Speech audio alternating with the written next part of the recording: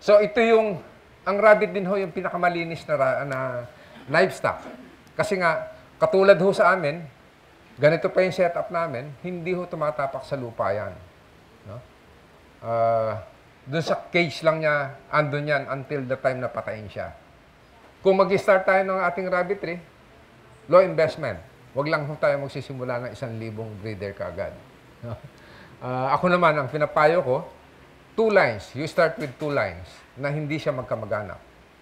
From the 2 lines, kaya niyong paramihin ng marami yan.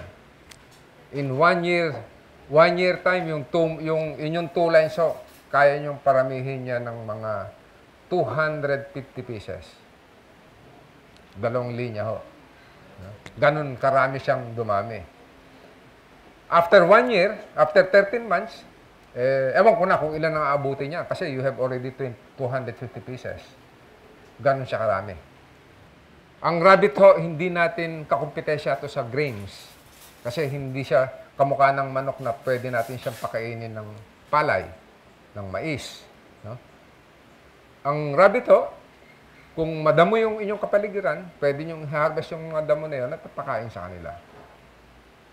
Ganun siya kadaling ano.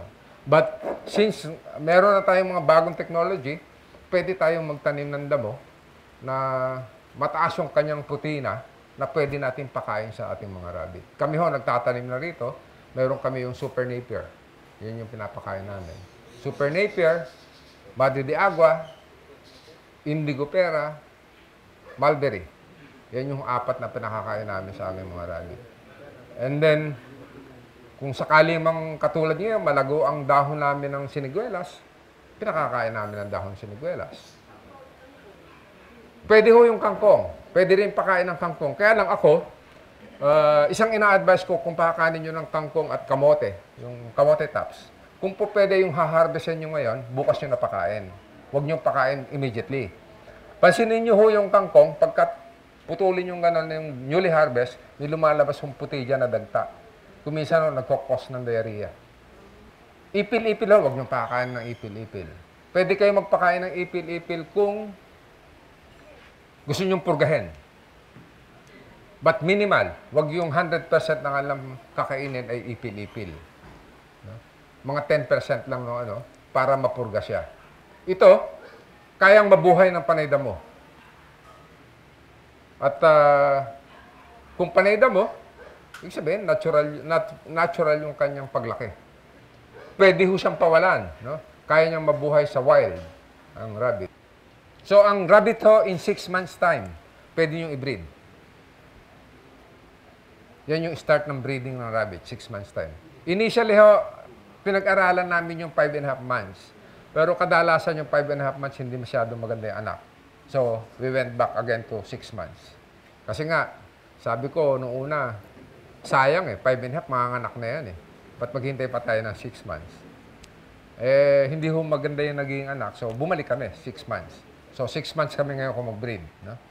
Tapos, ang rabbit ho, in 1 month time, mga anak siya. Gano'n siya kabilis. You could breed rabbit any time of the year. Kasi hindi siya naglalandi kamukha ng baboy, ng kambing, ng baka. No? So, ito tuloy-tuloy. Ang nakapag-induce sa kanya, nakapag-stimulate sa kanya, yung actual na pag-mount ng lalaki para mag-release siya ng itlog. So, all year round, pwede nyo siyang i-breed. Kaya lang, yung sinasabi ko nga kanina, ang rabbit ho kasi is it's an animal of habits. So, once na nag-breed kayo ng 70-day cycle, dapat nasusunod nyo yung 70-day cycle. Nagkakaroon tayo ng problema dyan pagka hindi nasunod yung 70-day cycle, kumisan mahirap siyang i-breed. Ayaw magpa-breed ng babae. Nauupo siya. Ganun siya ka, mauupo lang yan, wala na. Hindi na maging successful yung mount ng lalaki. Ito, yung sinasabi ko kanina. Ang isang pares sa rabbit can produce 138. O, hindi siya produce. Kayang dumami ng 138 pieces in 13 months. No? This is how we do it. No? Ito yung isang pair, ready to breed. No? Let's say, January 1, nag-breed kayo ng isang pair, isang rabbit, isang female rabbit. No? Manganak na kagad ng 31. 6 na anak. Ito yung average namin anak eh. Assuming na itong 6, 3 babae, 3 lalaki. Ganun siya. So, meron kayong 3 babae na rito. Yung 3 lalaki, pwede nyo kainin. No? So, ano ho ito? In 13 months, 1, 2, 3, 4, 5. 5 times, manganganak siya ng 6 na piraso. So, that is 30 pieces. Yung assumption natin na 3 yung babae, every time na manganganak siya, by August 15, by July 15, yung first batch ng anak, pwede nyo na i-breed. 3 babae. Manganganak yan by August 15, 18. So, yung unang anak, 1, 2, and 3. 3 beses manganganak. So, you have 54 na rabbits. Ang magiging anak naging anak nila. The third batch, by December 15, 3 uli yung babae, manganganak yan ng January. So, pagka tinotal nyo to is all 138 pieces. So, kung 2 line kayo, so you have 276.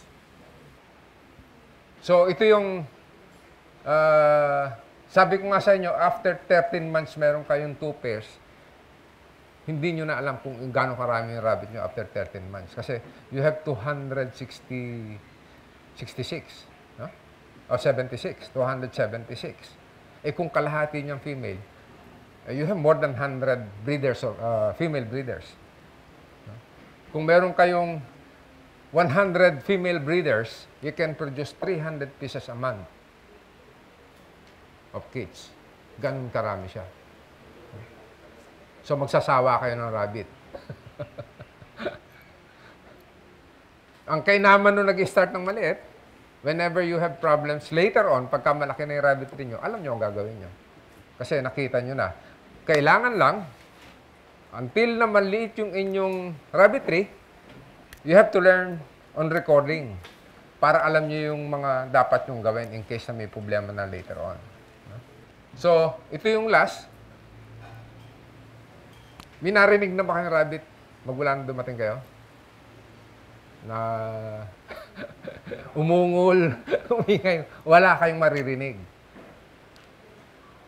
Kaya ito, kahit na yung kapitbahay mo, andito lang sa tabi, hindi siya mabubulahaw. Wala kayong maririnig dito. Ang pinaka maririnig yung ingay niyan pagka nag-aaway sila, nag-i-scream. But kung maalagaan yung mabuti, na nahihiwalay niyo yung mga matatapang, hindi mag-aaway yan. No? Ang susunod na maririnig nyo dyan, nag-stomp. Pero hindi nyo maririnig yan. Lumayo lang kayo ng ilang meters doon, hindi nyo na maririnig yan. Pumapadyak sila. It's a sign of, giving signs to other rabbits na mayroong danger na darating. Sa wild, ginagawa nila kasi yan nag-stomp.